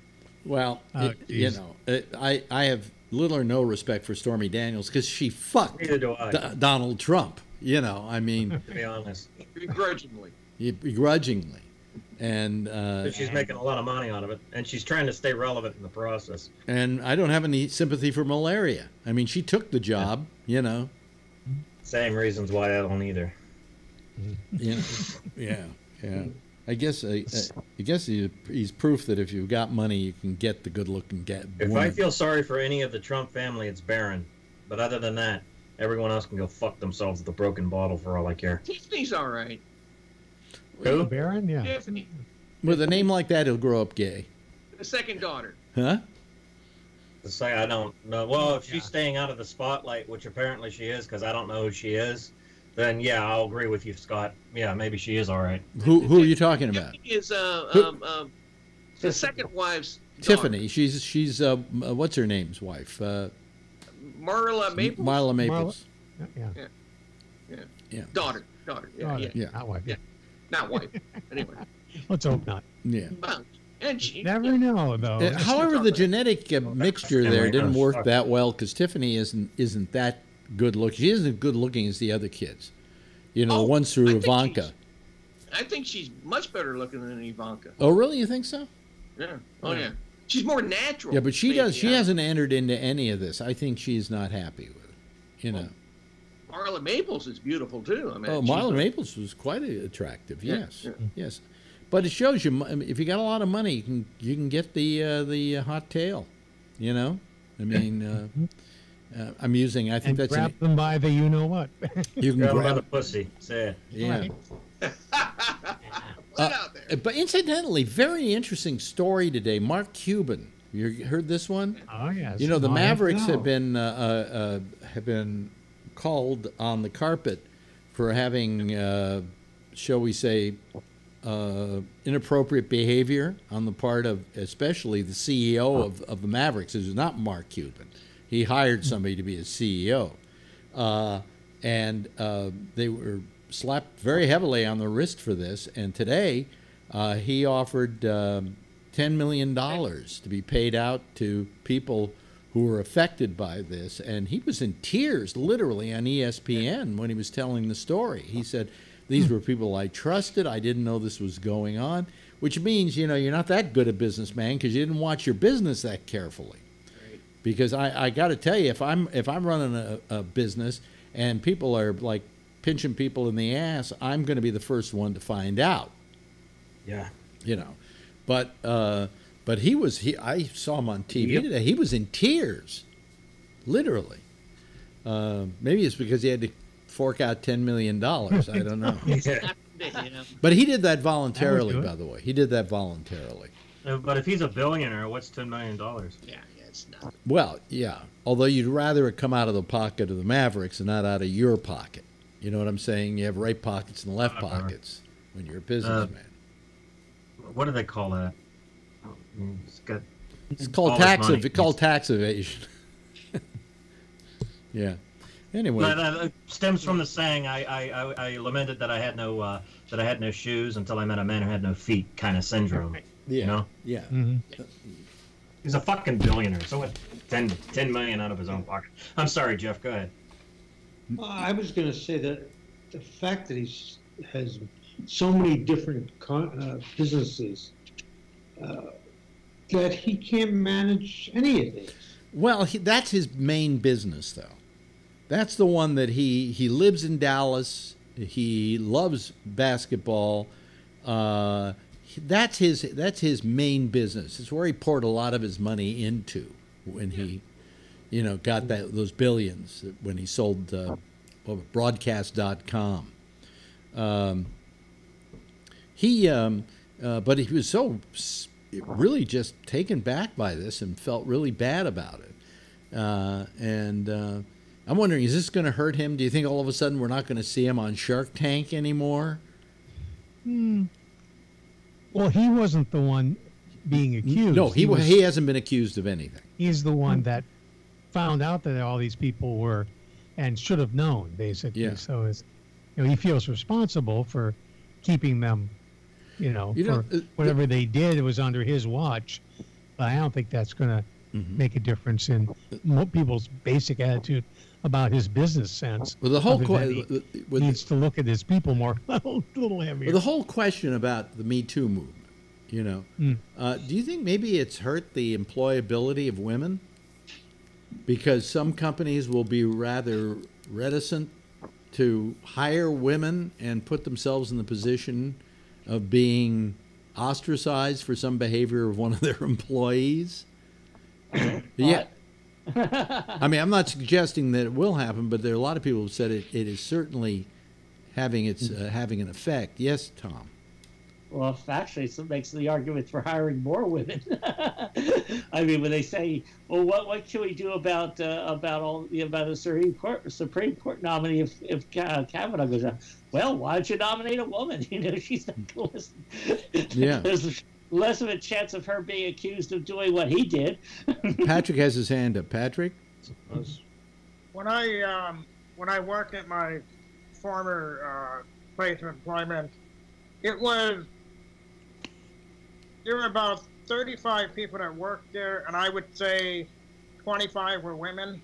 Mm-hmm. And so I ate lunch with women every day, and throughout my employment there, they were referred to as my harem, and it was just platonic relationship. We ate lunch, we worked together. I wouldn't eat a fucking sandwich with any of them at this point. I'd eat in my office by myself. There's no way that I'd even risk being in a room alone with any of them in my office. I would pull what Mike Pence does, because my job is way more important than public perception of, oh, he's over-exaggerating. No, I'm not over-exaggerating. I'm covering my ass, because you never know now who's going to all of a sudden decide, It's a damn good point. he said this, and it's just her and I in my office, and there's no way of me proving that I can't or I didn't. And Well, I think the problem today is, and I think this is kind of the point you're making, Patrick, is that today that if a woman accuses a man, who are they going to believe first? You know, she could be lying through her teeth, and even if it's eventually proven she was lying through her teeth, he's still been given the mark of Cain. You know, so I mean, I think that we need to have a sense of what's the word I'm looking for? Fairness for all sides concerned, not just let it favor one side, because you're going to have a lot of women who just, you know, want a payday, who are going to make claims because they know they can get away with them. And I just don't want to see that kind of atmosphere. On the other hand, I don't want to see women who have a just claim having it minimized by people making false claims. Yes, Tom. Well, actually, and how can you say that when you have Trump in the White House, you know, completely, he certainly has claims against him. Certainly haven't hurt him. It seems like people have traditionally wanted to believe the man.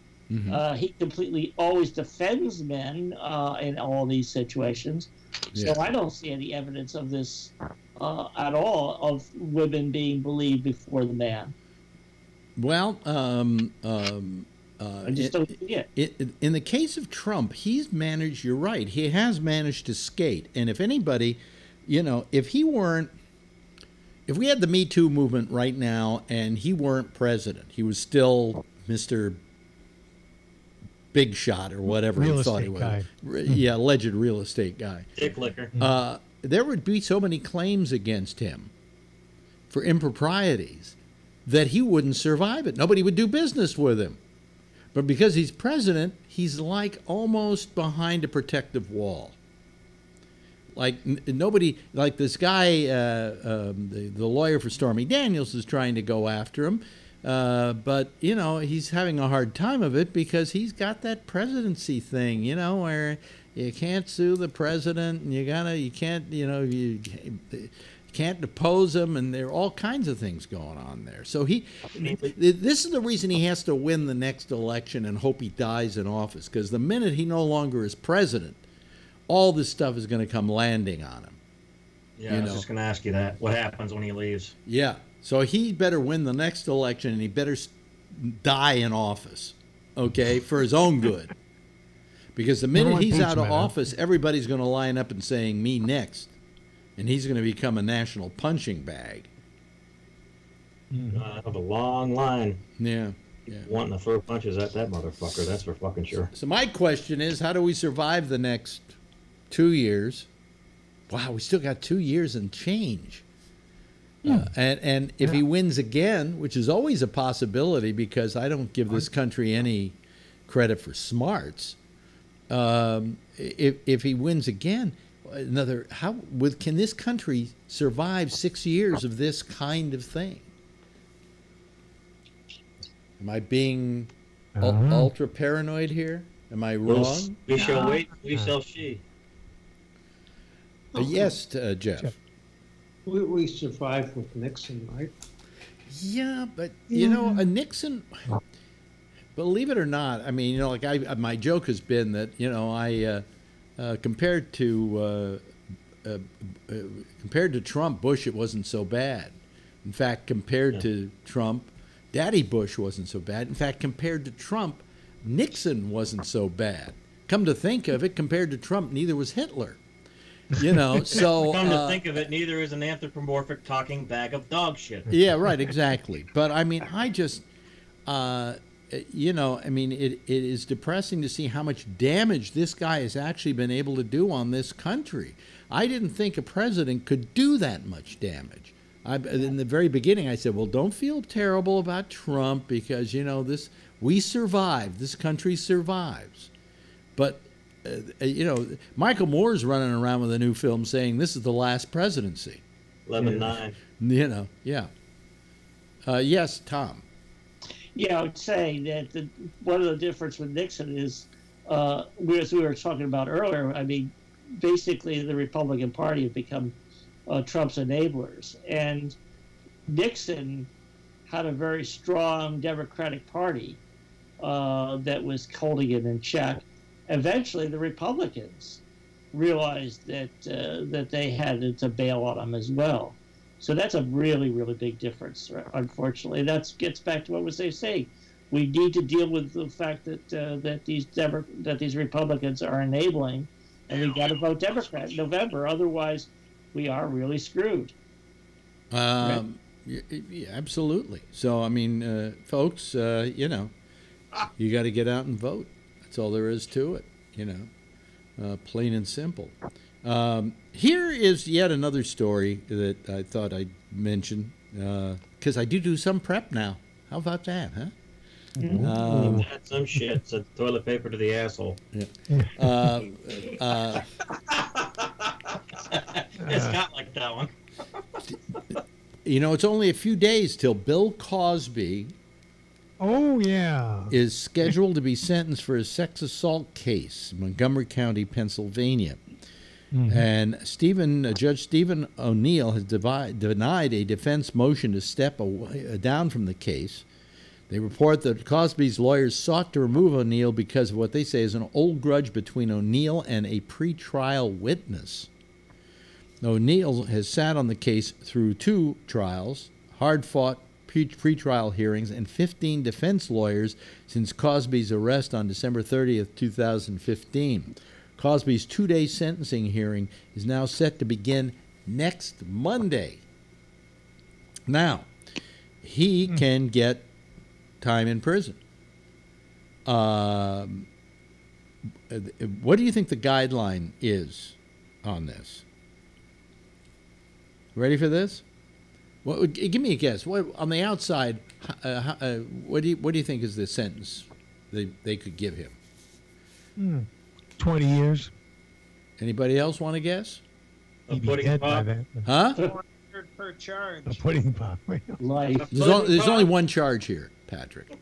Oh. Okay. It is the drugging and molesting of a woman friend in his home in 2004. Okay. Mm-hmm. He's now legally blind, by the way. Mm-hmm. Here is the guideline sentence: 1 to 4 years. That's what I thought. Mm-hmm. I thought it was like 20 years too. You know, 1 to 4 years. However, the judge can choose anything from probation to 30 years in prison. I'm thinking house arrest, probation, something like that. I would say that. Well, if the judge has got a hard-on against him, probation isn't even the cards, right? Of course, it can be appealed, you know. And the minimum security. Yeah. 1 to 4 years. Yeah. Is he 80 years old now? Oh, he's 81. Mm-hmm. Yeah, 81. I don't know what would be served by throwing him in jail at this point. I think, he's blind. He's more of a problem. It'd be more of a problem to send him to prison for the prison, than it would be to have him subjected to home confinement for, say, the next 4 years or something like that. Plus the fact that he's legally blind, it would make him an extra special kind of prisoner that they would have to attend to. I don't know how they deal with blind prisoners. Do you really think he goes out in public that often anyway? Well, not these days. Not these days. Not these days. Yeah. It's not not going to be anything. So not with lock his ass up. Huh? Lock him up. Well, Lock 'em up. yeah. I mean, he got away with this shit for years. And do I believe he did it? Oh, absolutely. I have no question in my mind. Ideally, all of those things. I think all of the people. I agree with Scott. But yet they haven't been proved in court, so I'm still one of these guys who's going to sit around and say, I'd like to have a court trial, but we can't try all those other cases because the statute of limitations has run out. Yes, Patrick. What they'll do for him if he doesn't go to prison being blind, it's the same as they would do for me being in a wheelchair. You would not go into a cell, you'd go into the infirmary, and that's where your prison would be. Because you've got medical needs, and I'm sure his medical needs are more than just him stuttering around with a cane.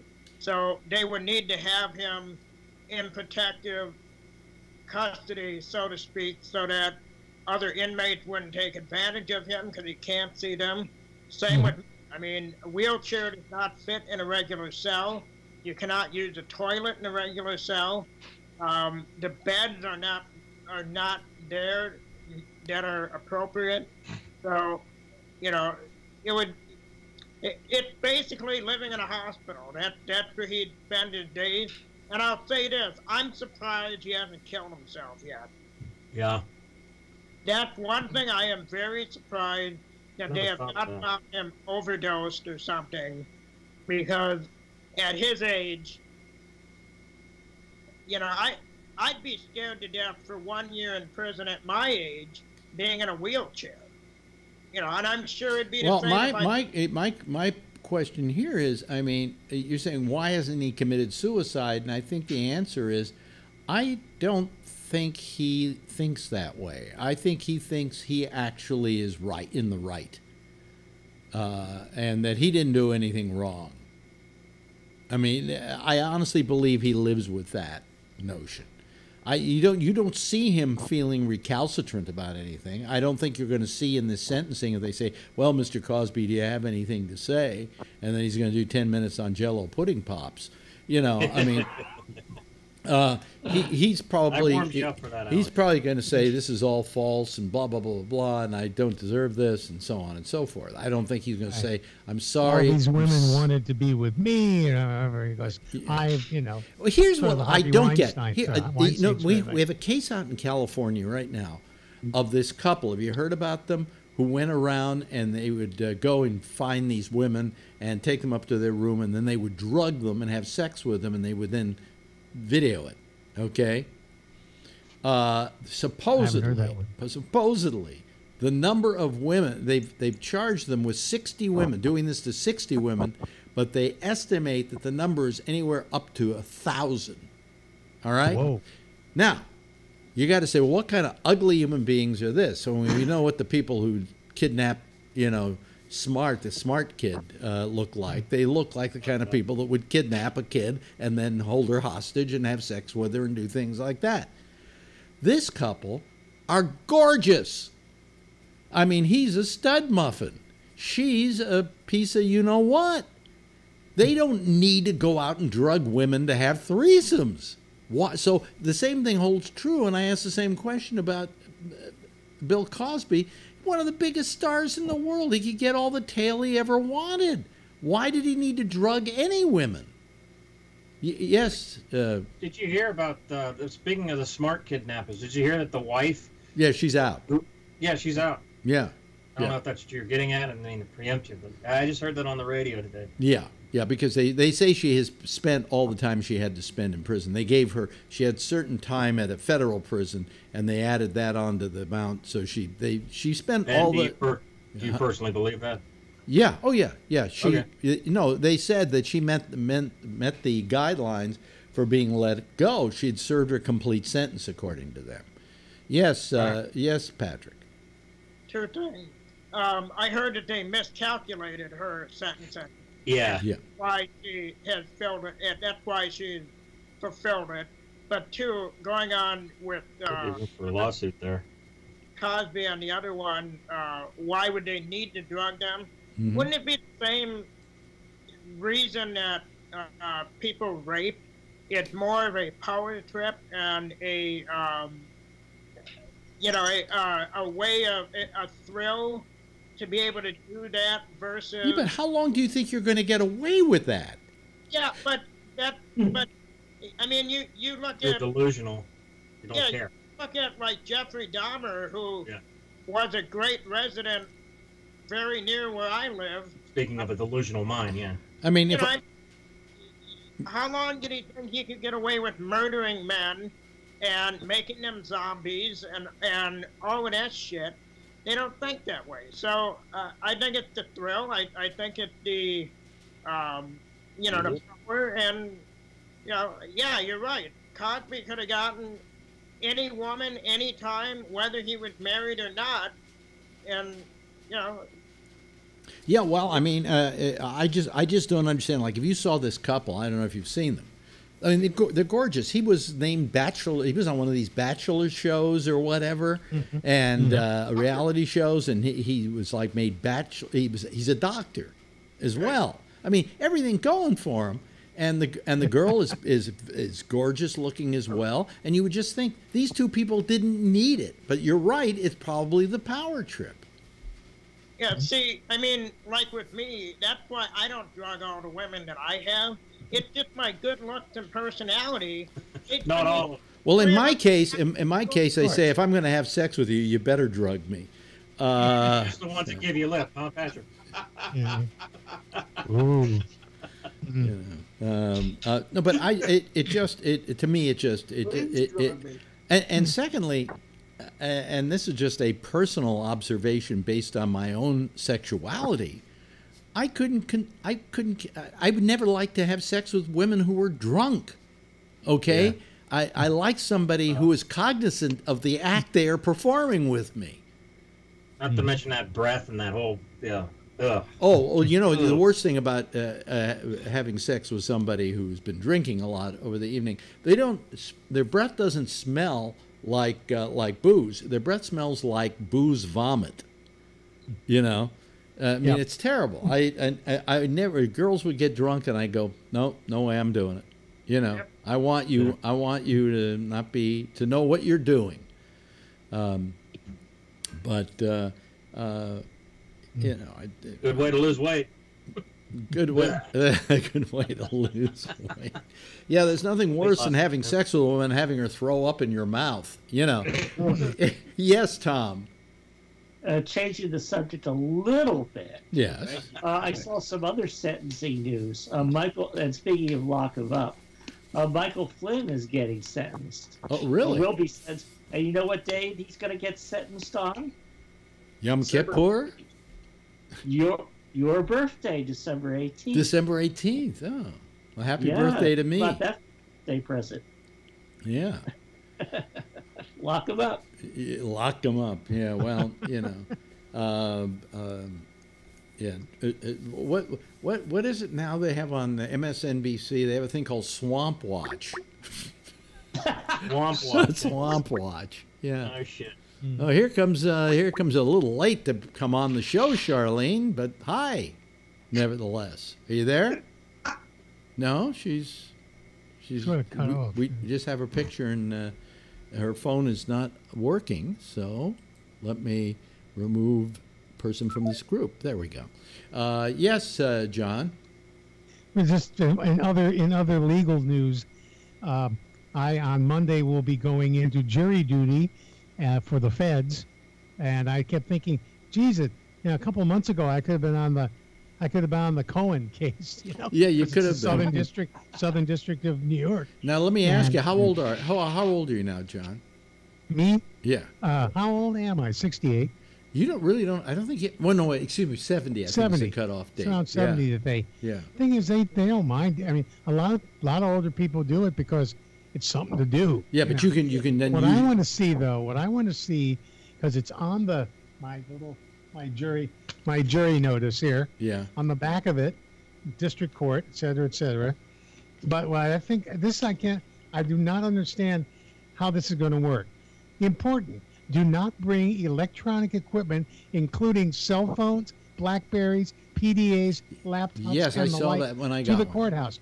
What are these people going to be doing? I mean, they'll have to watch whatever TV is. Well, they have lots of copies of Field and Stream for you to read. I am going to Barnes and Noble over the weekend and picking up a few books. Yeah, yeah. You know, it's just like maybe they've got. I don't have a problem in with their that. back pocket or something. Yeah, but I keep thinking of all these.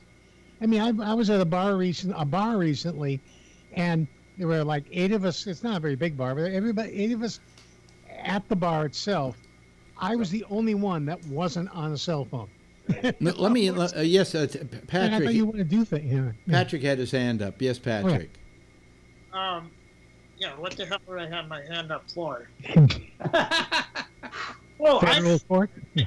I know what it was. And I may have brought this up before. Now, you brought up the sentencing of Michael Flynn, and then we're talking about Kavanaugh, and then, the idiotic shit that Trump has said with the hurricane and all of that, and we keep getting lost.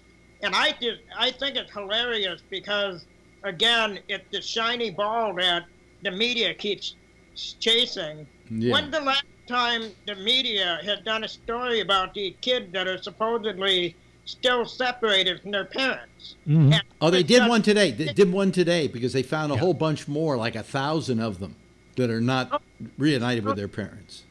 They're coming back to it. They're coming back to it. Because it's been gone for so long, and it's like, this was, everybody was yapping and crying and carrying on, and then all of a sudden, a shiny ball was thrown somewhere.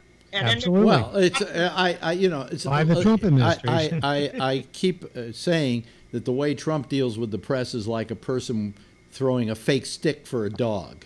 You know, the dog will always chase the fake stick. That's the press's fault. Compelling. That's not Trump. I don't blame Trump if he wants to keep diverting attention. The press should be smart enough to know that that's what's happening, and they're not. No. They're a bunch of idiots. They're a bunch of dogs chasing a ball that doesn't exist, you know. It's like a light on the wall with a cat. And every time he throws the ball, they go chasing it, just like the dog does. Yeah. You know, so what the hell? But they are what they are, and I think it's hilarious. I mean, I feel bad for the kids, don't get me wrong. Yeah. But I think it's hilarious. Get it? It's important. Yeah. There's our theme song, by the way, in case you don't realize it. Hey, thanks, John Rockwell, for sticking with us for the whole show. You said you might have to go early, and you didn't. I'll get up late tomorrow. Wrap it the fuck up. Yeah. I'll get up late tomorrow. Scott Boddicker, always a pleasure. And Brian, love your mouth. Tom, always a pleasure when you call. You know it is. Doesn't squeal. And Scott, don't get too excited. Same to Jeff, and of course Patrick is our poster child for the show. So, anyway, if you'd all give a big wave goodbye to the audience, I'm sure they would wave back. Okay, that's our citizens panel for tonight, folks. I'm Alex Bennett. Yes. Next is Jack Bishop. He does a little program called The Intersection, and then right after that, come. Let's see, what time is it? They come 1 o'clock Eastern Daylight Time is a show called Connections. Tomorrow night, 9:30, it's Damian Chaplin and a program called The Exchange. And then tomorrow night, I've got to stall this a little bit, otherwise I'm going to get off early tonight. I should slow everything down. Tomorrow night at 10 o'clock, we'll be back again with another edition of the Ramble, another citizen panel. A lot of the people being the same people that were on tonight, some new ones. We always have different people every day. Hope you'll decide to be one of them. We'll see you again tomorrow night, same time, same station in life, 10 o'clock Eastern Daylight Time here on GabNet. And as always, if you see her, you know what. Tell her I love her, okay? Bye.